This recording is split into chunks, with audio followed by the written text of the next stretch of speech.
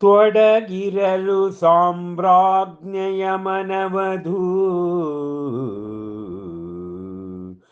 ಸದಾ ಕಾಲವೋ ಲೋಕರಕ್ಷಣೆಯ ಯೋಚನೆಯಲಿ ಸಕಲ ತತ್ವ ಸಂವೀಕ್ಷಣೆಯಲಿ ಹಿತಭಾಷಣ ರಥ ವಿಭೂಷಣ ಮತ್ತ ವಿನಯ ಪೋಷಣೆಯಲಿ ಕಂಗೊಳಿಸುವುದವಳ ಚಾರು ದೇಹವು ಅಪೂರ್ವ ಕಾಂತಿಯಲಿ ದೇವಾಂಗದತ್ತ ಅಮೃತಹಾರದ ಕಾರಣದೀ ಮದಿಸಿದ ಭ್ರಮರವದು ತೃಪ್ತಗೊಳ್ಳುವಂತೆ ಮದಿಸಿದ ಭ್ರಮರವಧು ತೃಪ್ತಗೊಳ್ಳುವಂತೆ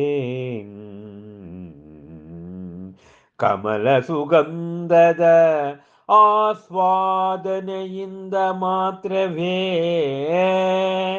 ಸಂತೃಪ್ತಗೊಳ್ಳುವನ ಸಿದ್ಧಾರ್ಥ ದೊರೆ ಪ್ರಿಯೆಯ ದರ್ಶನ ಮಾತ್ರದಿಂದಲೇ ಕಂಗೊಳಿಸುವನವನು ಅವಳೊಡನೆ ಕಲ್ಪವಲ್ಲಿಯೊಡನಿಹ ಕಲ್ಪಧ್ರುಮದಂತೆ ತಾರಾ ಸುಶೋಭಿತ ರಜತ ಚಂದ್ರಮನಂತೆ ಇದ್ದರಿಂತು ಜಿನ ಶಿಶುವಿನ ಮಾತಾಪಿತರು ಸಂತಸ ದೀಪ್ತಿಯಲಿ ತೊಳಗುತ್ತಲೀ ಪರಮಾನಂದ ಕಾಂತಿಯಲಿ ಬೆಳಗುತ್ತಲಿ ತ್ರಿಲೋಕ ಮನ್ನಣೆಗೆ ಪಾತ್ರರಾಗಿ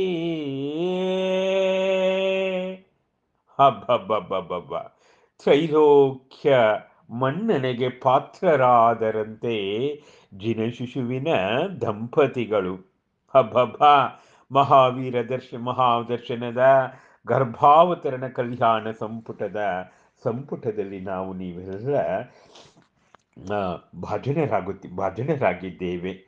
ಹಬ್ಬ ಇಲ್ಲಿ ಆ ಜಿನಮಾತೆಯ ಸೇವೆಯನ್ನೆಲ್ಲ ಸುರಕನ್ಯೆಯರು ಮಾಡುತ್ತಿದ್ದಾರೆ.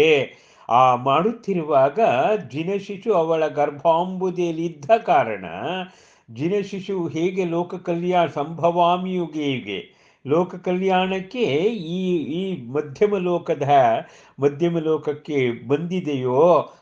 ಬಂದಿದೆಯಲ್ಲ, ಅದೇ ಅವಳ ಗರ್ಭದಲ್ಲಿ ಇರ್ತಕ್ಕಂಥ ಗರ್ಭಿಣಿಯಾದಂತಹ ಆ ತ್ರಿಶಲಾದೇವಿಗೂ ಕೂಡ ಅವಳು ಸದಾಕಾಲ ಲೋಕದ ರಕ್ಷಣೆ ಮತ್ತು ಲೋಕದ ತತ್ವಗಳ ವೀಕ್ಷಣೆ, ಒಳ್ಳೆಯ ಮಾತು, ವ್ರತ ವಿಭೂಷಣ ವಿನಯ ಪೋಷಣೆಯಲ್ಲಿ ಆಕೆ ಕಂಗೊಳಿಸ್ತಾ ಇದ್ದಾಳಂತೆ.